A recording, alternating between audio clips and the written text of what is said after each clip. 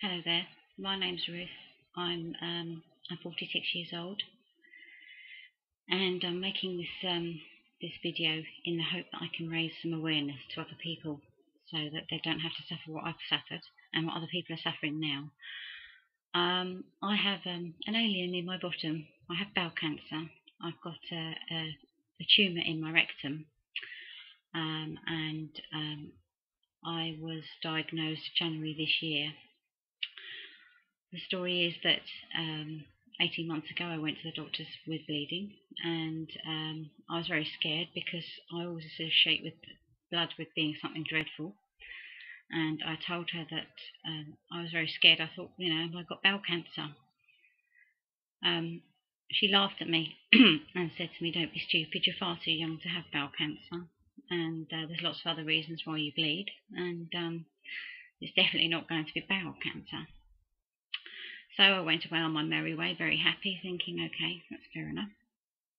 She did tell me that it could be piles, but she didn't actually check. So anyway, over the last year, I suffered all the time with bloating and constipation, bouts of constipation, then diarrhea, and then constipation again. My tummy, I'm not a huge girl, but my tummy would bloat out as though I was 9 months pregnant. Every time I ate something, it never agreed with me. Also, I started to lose weight, and so I went to the doctors, and I kept going to various different doctors, and they'd just say, "Look, you're constipated, you're not eating enough. You need to eat a little bit more, or you need to cut out bread. Perhaps it's bread, They gave me lots of different types of laxatives. I've tried them all.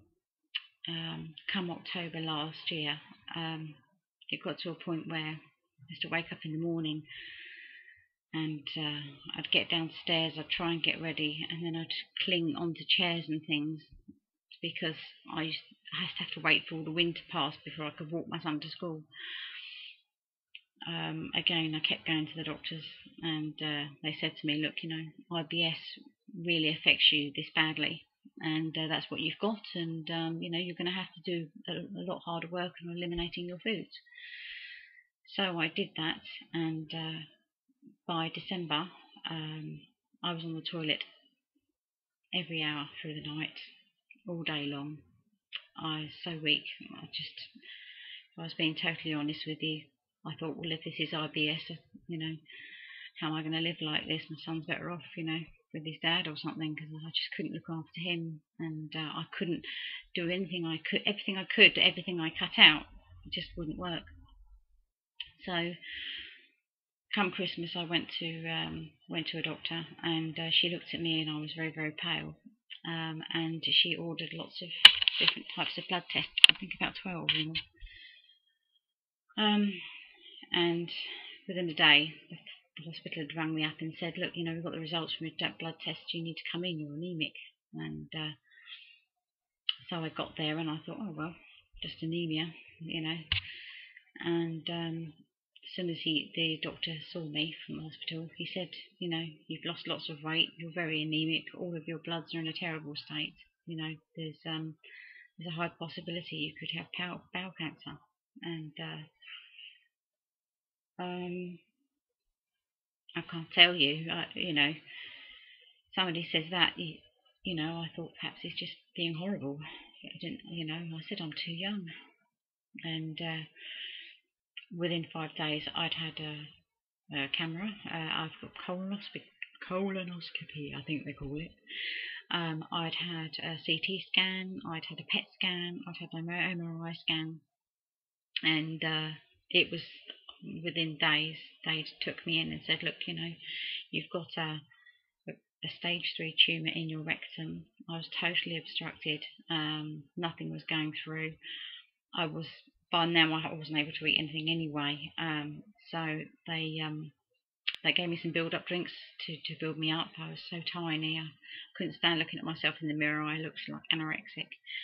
And and they got me in and they gave me a colostomy bag, and so that I could eat again and get well, so I could have some chemotherapy to kill the cancer. I know you're probably thinking, ooh, colostomy bags, they're not that bad. I'll show you one actually, because there's all this myth about they smell, they stink, and all the rest of it, but that's a colostomy bag.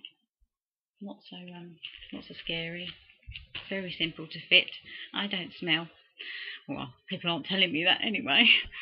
And it's great because you get to wear these. Look, Bridget Jones knickers. Oh, look at them. I bet you're really jealous, aren't you?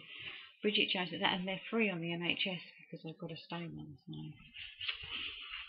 anyway, there are the upsides. Anyway, I've now got to spend the next 8 months having chemotherapy and radiotherapy to shrink the tumour and hopefully kill it all off and then remove it at the end of the year and have a bowel resection, which you'd think, oh God, that's awful, but I'm really looking forward to it, because to me it means it's over and that I've killed the cancer and I'll beat it. And obviously that and like I said, it's going to be a big operation, but I can't wait. I've got a 10-year-old boy, and he lives with me on our own, and he's everything to me, and I want to be the one to bring him up and watch him grow and watch him be rude to me when he gets a teenager. So please help me raise awareness of this horrible disease, and tell other people never to be embarrassed to go to the doctors and never to fear something like bowel cancer, because there are things they can do to help you. If you leave it too late, or if it gets caught too late, then obviously the treatments are more severe.